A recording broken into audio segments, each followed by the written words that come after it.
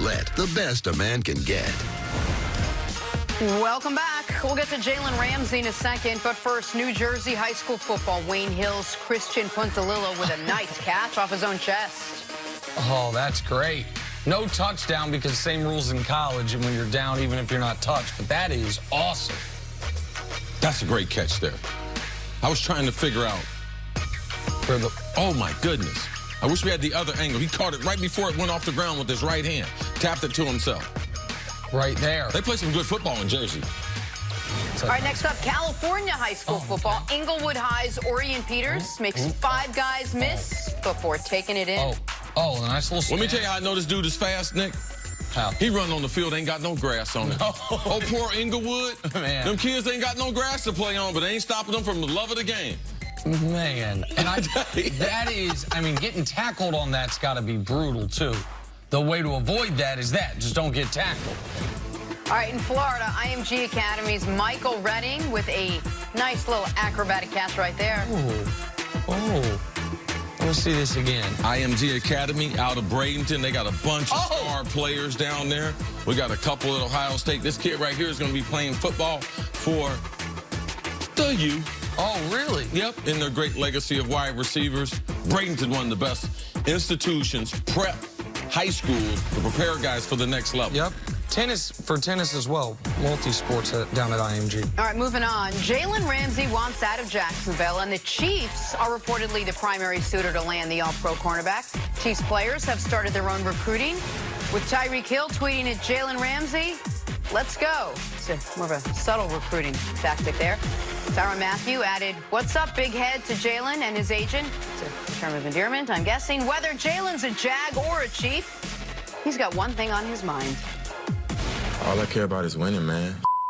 Everybody know that. I want to win. Straight up. Now, I excuse my language, but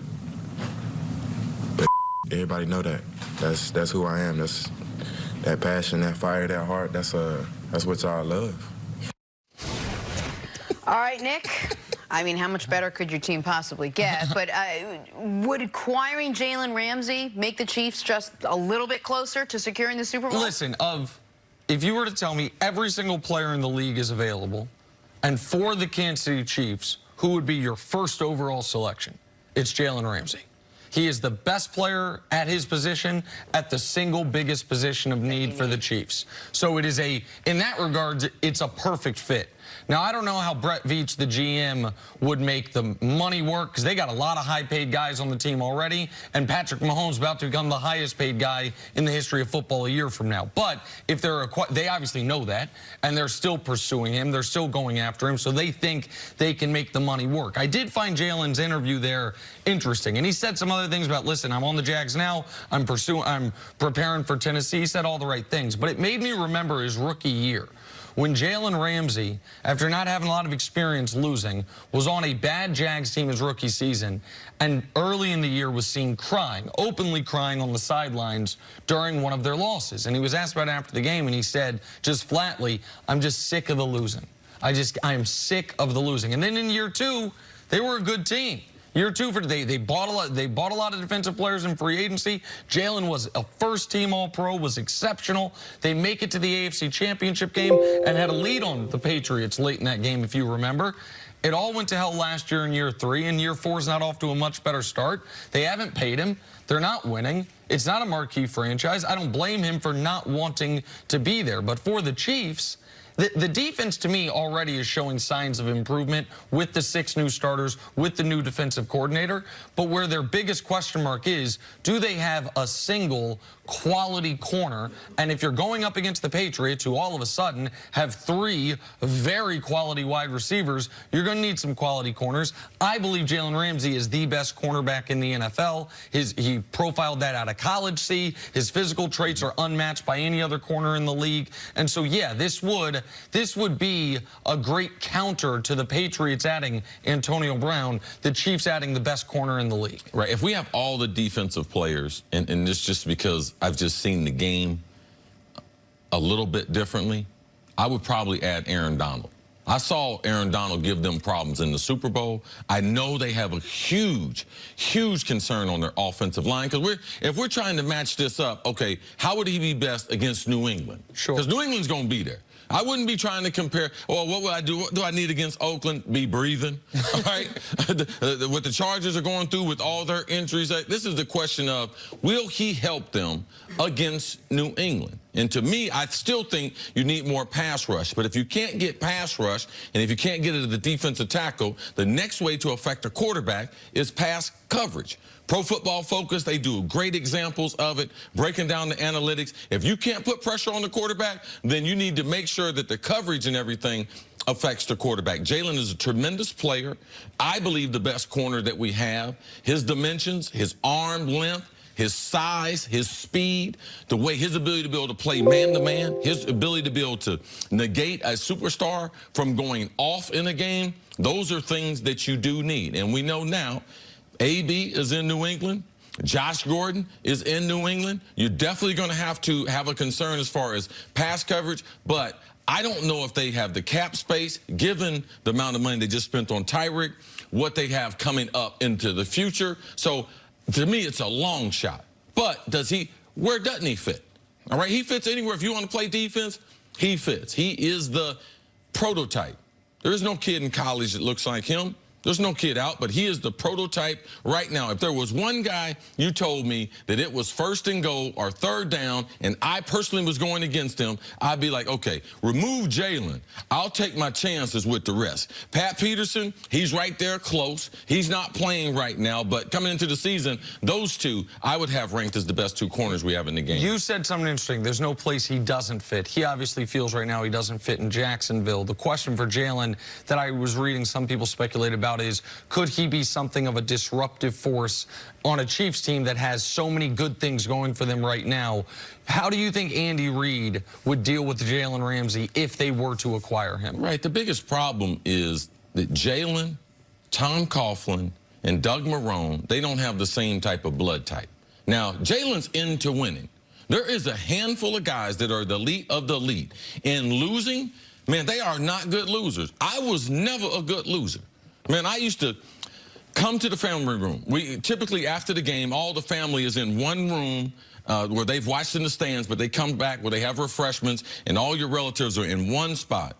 And my former wife, she knew, man, if we lost that game, I better have those kids ready because this dude is going to act a fool.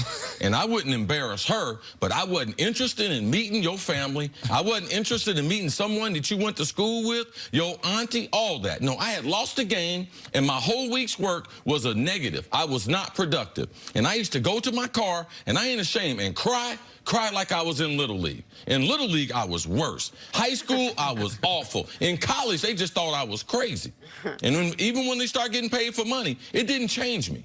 And there are guys out there that they do not want to lose at this game. They're that competitive. And people say, oh, well, gain control of yourself.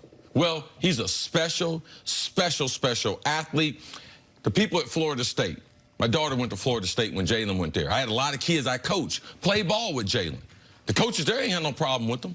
Jalen's only problem there was they are losing, all right? They didn't have a quarterback for a long time, didn't have an offense that would help keep up with the defense. So I could understand his frustration in Jacksonville. So Jalen Ramsey was interviewed a couple weeks ago, and they said, well, what's the biggest gripe? Why are you unhappy? And he said, I don't like the way they're using me. I want to play more man. They want me to play more zone. How much of it is that? I mean, Spags likes to play more zone. And how much of it is, I just don't get along, they're not paying me, I'm unhappy, and we're losing? It's all those things. If you're a coaching staff, you are supposed to listen to your players, and you should try to create something compared to, you know something, this is my system.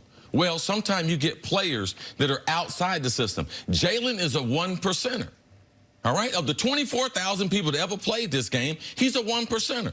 He don't need no system. He's been all-pro playing off in zone. Oh, how good is he? He has been unbelievable playing on the line of scrimmage in bump and run. He knows his skill set. They should be playing. He's so rare. It's idiotic not to play to his strength. So he should be disappointed in what they're doing. And there has been some very vocal, very prominent former players going on television and radio coming out and criticizing Jalen and other guys for demanding trades and saying that it's becoming too much like the NBA. What I would say to that is this.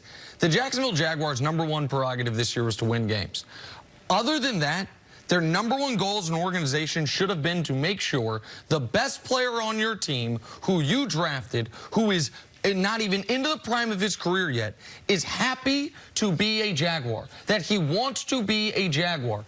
And if you can't, listen, you can't manufacture the wins. What you could have done is paid him and let him play the style he wants to play. That would have kept the flame down. If you pay him and, okay, listen, this is our scheme, but we'll make some special adjustments for you, then maybe 0-2 isn't having him demand a trade. So maybe it's not their fault they're 0-2. Nick Foles got his collarbone broke, had tough schedule in the first couple weeks of the year, Chiefs and Texans. Right, all those things. I just wish a lot of us would just swallow our pride and watch what they do in New England. People just get so tired of it.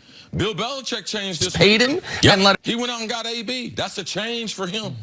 If he is able to get AB to straighten up, to play the way he wants him to play and get another Super Bowl, that would be 7 Super Bowls. But he would also have, I dealt with Randy Moss, I dealt with Corey Dillon, I dealt with AB. Those are like Super Bowl trophies in themselves. So not only 7, if you're in the business of coaching, you're in the business of teaching kids.